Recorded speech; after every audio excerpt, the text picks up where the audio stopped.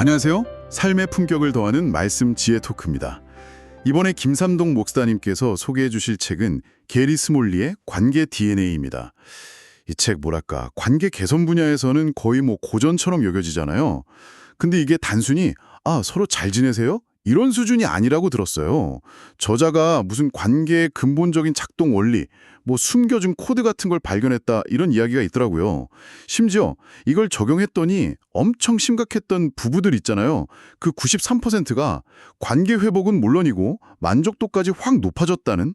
아니 이게 정말 가능한가요? 네, 그 93%라는 숫자가 사실 처음 들으면 좀 믿기 어렵죠. 근데 핵심은 그냥 관계가 유지되는 게 아니라 만족스러운 관계로 바뀌었다는 점이에요. 게리 스몰리가 수십 년 동안 상담하고 연구하면서 우리가 왜 자꾸 관계에서 비슷한 문제로 넘어지고 상처받는지, 그리고 어떻게 하면 그 고리를 끊고 진짜 연결될 수 있는지 이걸 관계 DNA라는 개념으로 설명합니다. 오늘은 그 비밀 코드를 한번 같이 풀어보는 시간을 가져보려고 합니다. 좋습니다. 비밀 코드라니 흥미로운데요. 많은 분들이 사실 관계 때문에 힘들어 하는데 그 뿌리가 책에서 말하는 두려움의 춤이라는 그 반복적인 패턴 때문이라고요. 근데 더 놀라운 건 정작 본인은 그 춤을 추고 있다는 사실조차 모르는 경우가 허다하다는 거잖아요. 약간 섬뜩한데요? 왜 모를까요? 그냥 너무 익숙해서 맞습니다. 너무 익숙하기도 하고 또 그 고통의 진짜 원인이 저 깊은 곳에 숨어 있어서 그래요. 겉으로 보기엔 돈 문제다, 아니면 성격 차이다, 소통이 안 된다 이런 건데 그 밑을 파고 들어가면 사실은 혹시 내가 무시당하는 거 아닐까? 저 사람한테 지배당하면 어떡하지? 버려지면 어떡하지?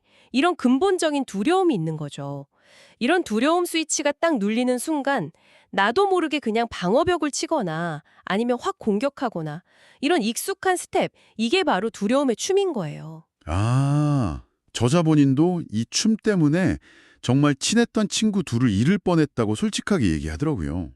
친구가 그냥 한 말인데 자기를 무시하거나 막 자기 맘대로 하려는 것처럼 들려서 자기도 모르게 공격적으로 나갔다고요. 물론 나중에 오해 풀고 다시 좋아졌다고는 하지만 그 과정 자체는 엄청 고통스러웠을 것 같아요. 이 춤을 계속 추는 이상 행복은 좀 멀어 보이는데요. 맞아요. 이 춤의 진짜 비극은요. 내가 원하지 않는 결과를 가져온다는 걸 알면서도 이게 멈추기가 어렵다는 거예요. 습관처럼 계속 추게 되니까요. 그리고 더 심각한 문제는 내 행복, 내 안정감을 전부 상대방한테 기대게 만든다는 거죠. 저 사람만 좀 변하면 내 인생이 풀릴 텐데 이렇게요? 그렇죠. 네, 딱 그렇게요. 하지만 스몰리는 성경적인 관점에서 보면 우리가 궁극적으로 의지해야 할 대상은 하나님인데 그 자리에 자꾸 사람을 두려고 하니까 관계 문제로 더 꼬이고 깊어진다고 지적하는 거죠. 그렇군요. 그럼 이 지긋지긋한 두려움의 춤을 이제 그만 추고 좀 더 건강하고 아까 말씀하신 만족스러운 관계를 만들려면 어디서부터 시작해야 할까요? 이제 드디어 그 관계 DNA 얘기가 나올 때가 된 것 같은데요. 이게 아담과 하와 이야기에서부터 시작한다니까 굉장히 근본적인 접근법이라는 생각이 드네요. 네, 맞습니다. 아주 근본적인 설계도, 우리 안에 있는 설계도를 들여다보는 작업이라고 할 수 있어요. 스몰리가 말하는 관계 DNA는 크게 세 가지 핵심 요소로 이루어져 있습니다. 첫째는 당신은 관계를 위해 창조되었다는 사실입니다. 우리는 혼자 살도록 만들어진 존재가 아니라 하나님과의 관계, 그리고 나 자신과의 관계, 또 다른 사람과의 관계, 이 세 가지 관계 속에서 살아가도록 설계되었다는 거죠. 이 세 관계는 또 서로 다 연결되어 있어서 하나가 균형을 잃으면 다른 관계에도 바로 영향을 미쳐요. 마치 다리가 세 개 달린 의자 같다고 생각하시면 좀 이해가 쉬울 겁니다. 세 다리 의자 비유 좋네요. 관계가 선택사항이 아니라 필수라는 거군요. 흥미롭습니다. 그럼 두 번째 DNA 요소는 뭔가요? 두 번째는 당신은 선택할 수 있는 능력을 가지고 창조되었다는 점입니다. 이게 정말 중요하고 강력한데요. 우리가 가족이나 특정 환경, 이런 관계 자체를 고를 수는 없잖아요. 하지만 그 주어진 관계 안에서 내가 어떻게 생각하고, 어떻게 느끼고, 또 어떻게 반응할지는 100% 우리가 선택할 수 있다는 거예요. 100%요. 와. 네. 그러니까, 아유, 저 사람 때문에 내가 어쩔 수 없었어. 이런 변명은 사실 통하지 않는다는 거죠. 우리의 생각이 감정을 만들고 그 감정이 행동으로 이어지니까요. 결국 생각의 선택권을 내가 주는 것. 이게 관계 변화의 핵심 열쇠라고 할 수 있습니다. 와, 어쩔 수 없었다는 말 진짜 많이 쓰는데 그게 그냥 변명일 뿐이고 사실은 선택할 힘이 내 안에 있었다는 거군요. 이거 생각해보면 진짜 혁명적인데요. 그럼 마지막 세 번째 DNA는 뭐죠? 마지막 세 번째는 당신은 스스로 책임질 수 있는 존재로 창조되었다는 겁니다. 아담과 하와가 선악과 먹고 나서 서로 당신 때문에 하고 핑계댔던 것처럼 우리도 문제가 생기면 본능적으로 남 탓부터 하려고 하잖아요. 그렇죠. 자연스럽게 그렇게 되죠. 네. 하지만 스몰리는 건강한 관계의 시작은 바로 내 탓을 인정하는 데서 출발한다고 강조해요. 그러니까 문제의 원인을 상대방한테서만 찾지 말고 이 문제에 대한 나의 반응, 나의 선택, 나의 기여분은 뭘까? 이걸 인정하고 거기에 대해 온전히 책임을 지는 태도. 이게 정말 말처럼 쉽지는 않지만 관계를 진짜 바꾸려면 반드시 필요한 지점입니다. 정리해보면 관계를 위해 지어졌고 관계성, 어떻게 반응할지는 내가 선택할 수 있고 선택, 그 선택에는 내가 책임을 져야 한다. 책임. 이게 바로 관계 DNA의 세 가지 핵심이군요. 이 기본 설계도를 이해했다면 이제 그 끔찍한 두려움의 춤 대신 뭔가 좀 새로운 춤, 희망의 춤 같은 걸 출 준비가 된 것 같은데요. 책에서 구체적인 5가지 단계도 제시한다고요? 첫 단계 이름부터가 좀 심상치 않던데 반쪽의 힘이라뇨? 네, 맞아요. 반쪽의 힘. 이게 앞에서 말씀드린 개인적 책임을 실제로 어떻게 적용하느냐 하는 건데요.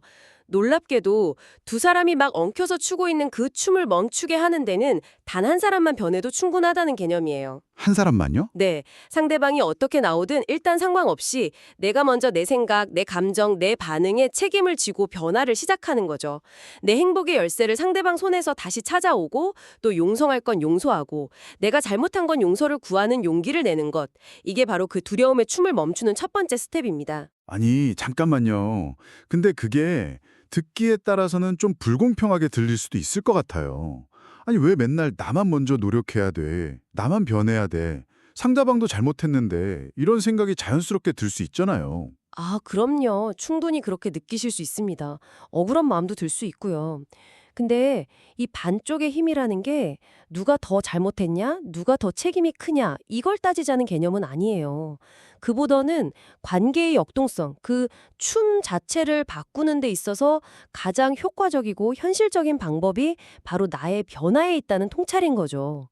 내가 먼저 스텝을 바꾸면 관계라는 시스템 자체가 흔들리게 되고 그러는 상대방도 어쩔 수 없이 거기에 다르게 반응할 수밖에 없는 어떤 공간이 생긴다는 거예요.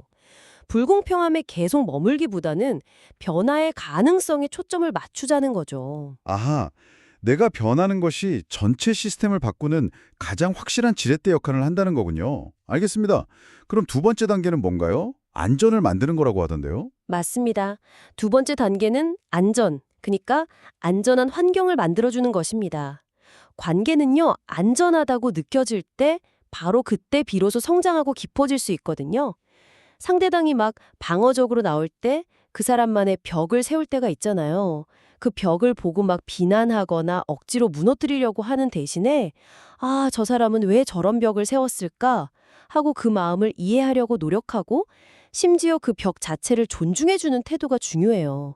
판단하기보다는 존중과 관심을 보여주고 서로 다른 점을 위협으로 느끼기보다 저 사람은 저렇구나 하고 풍요로움으로 받아들이고 또 내가 먼저 약속을 지키고 일관성 있는 모습을 보여줄 때 그럴 때 상대방은 자연스럽게 여기서는 내가 안전하구나 느끼고 마음을 열기 시작한다는 거죠. 와, 벽을 존중해주라.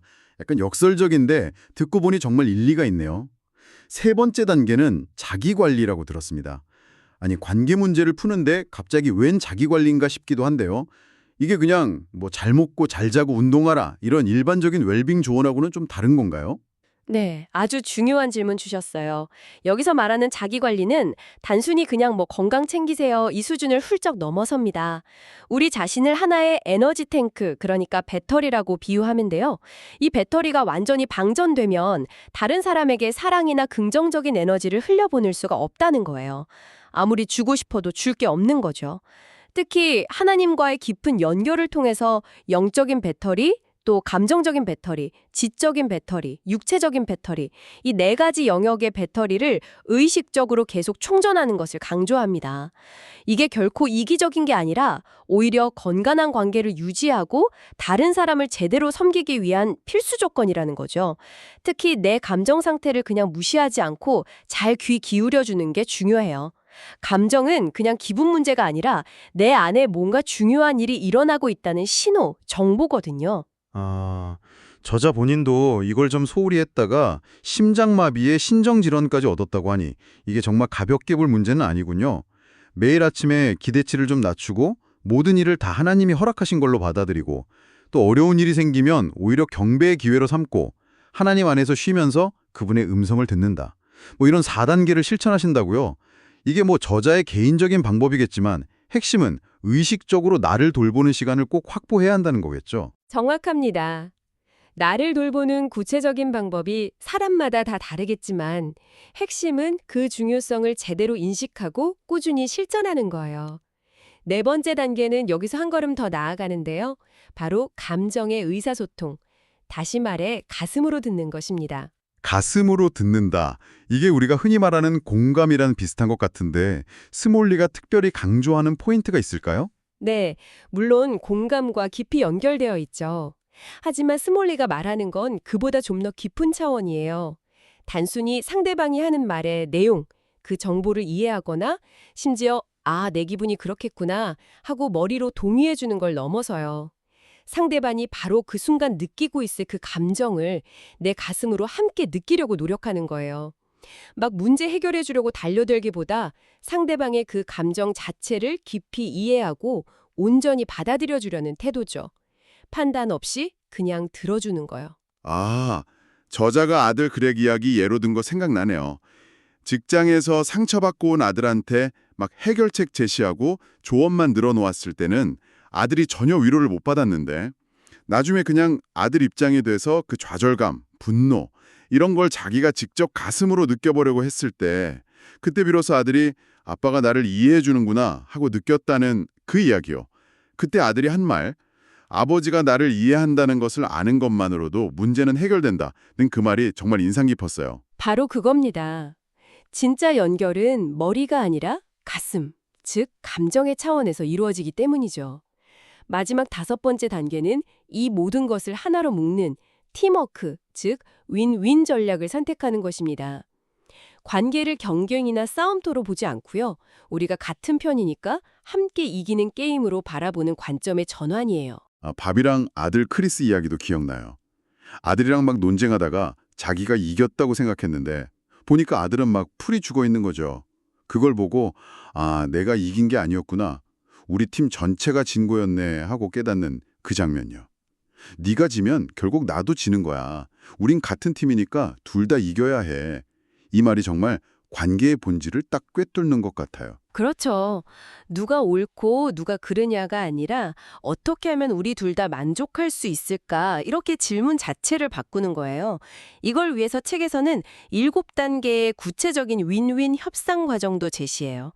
먼저 윈윈 목표를 함께 정하고 서로의 감정을 충분히 듣고 이때 가슴으로 듣기가 필요하겠죠. 하나님을 지혜를 구하고 가능한 해결책들을 막 브레인스토밍하고 그중에서 최선의 방법을 함께 선택해서 실행해보고 나중에 필요하면 다시 평가하고 수정하는 거죠. 와, 들어보니까 이 5가지 단계 전부가 결국은 내가 먼저 시작해야 하는 것들이네요.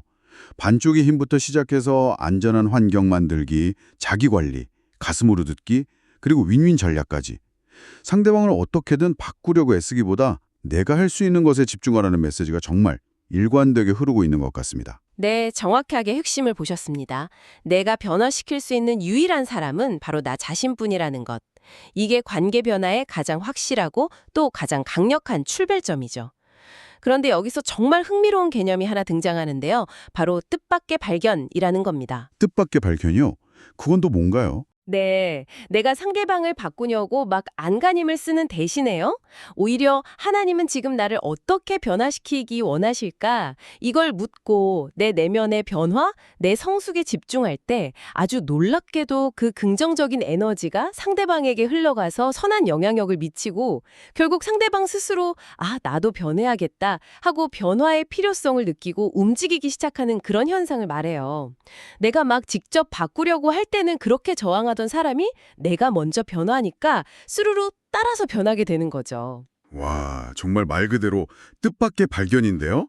그럼 책에 나온 그 사례, 남편이 막 돈 함부로 쓰고 거짓말하고 그래서 아내가 그걸 고치려고 엄청 애썼는데 잔소리 대신 그냥 자신의 평안과 성숙에 집중했더니 오히려 남편이 스스로 문제를 깨닫고 도움을 요청하게 되었다는 그 이야기인가요? 네, 바로 그 사례입니다. 그 아내는 남편의 행동을 더 이상 통제하려고 하지 않고 대신 자신의 반응과 태도를 바꾸는 반쪽의 힘을 먼저 발휘했죠. 그러자 남편 입장에서는 아내의 비난에 맞서서 방어벽을 쌓는데 에너지를 쓸 필요가 없어진 거예요. 그 대신 자신의 문제를 좀 더 객관적으로 바라볼 수 있는 내면의 공간이 생긴 거죠. 아내의 변화된 태도, 그 평안함이 오히려 남편에게는 어떤 강요나 비난보다 훨씬 더 강력한 영향력을 미친 겁니다. 성숙한 인격에서 자연스럽게 흘러나오는 그런 선한 영향력이죠. 오늘 게리 스몰리의 관계 DNA를 통해서 관계의 근본적인 원리, 그리고 또 건강한 관계를 만들어가기 위한 아주 구체적인 로드맵까지 함께 살펴봤습니다. 핵심은 결국 우리 안에 이미 설계되어 있는 관계 DNA, 즉 관계성, 선택, 책임을 제대로 깨닫고 그 고통스러운 두려움의 춤에서 벗어나서 새로운 춤의 5가지 스텝, 개인적 책임, 안전한 환경 만들기, 자기관리, 감정소통, 그리고 팀워크, 이걸 꾸준히 연습하고 내 것으로 만드는 것이군요. 그렇습니다. 책의 마지막 문장이 참 깊은 울림을 주는데요. 인생은 관계이고 나머지는 부수적인 것이다. 우리가 관계에서 겪는 어려움을 그냥 외면하거나 포기하지 않고 오늘 나눈 이 원리들을 용기를 내서 우리 삶에 하나씩 적용하기 시작할 때 그것은 단순히 한두 관계의 개선을 넘어서 우리 삶 전체의 품격을 높이고 더 나아가 우리 다음 세대에까지 정말 귀한 긍정적인 유산을 물려주는 위대한 시작이 될 수 있다고 생각합니다. 혹시 지금 여러분을 힘들게 하는 관계가 문득 떠오르시나요? 그 관계 안에서 상대방을 바꾸려고 애쓰던 그 익숙한 노력 대신에 오늘 우리가 나눈 새로운 춤의 5가지 스텝 중에서 지금 당신이 당장 시작해 볼 수 있는 아주 작은 한 걸음은 무엇일까요? 그 작은 선택과 책임 있는 행동 하나가 과연 어떤 뜻밖의 발견을 당신의 관계 속에 가져다 줄지 한번 기대하는 마음으로 내디다 보는 것은 어떨까요? 삶의 품격을 더하는 말씀 지혜 토크, 오늘은 여기서 마치겠습니다. 함께해 주셔서 감사합니다.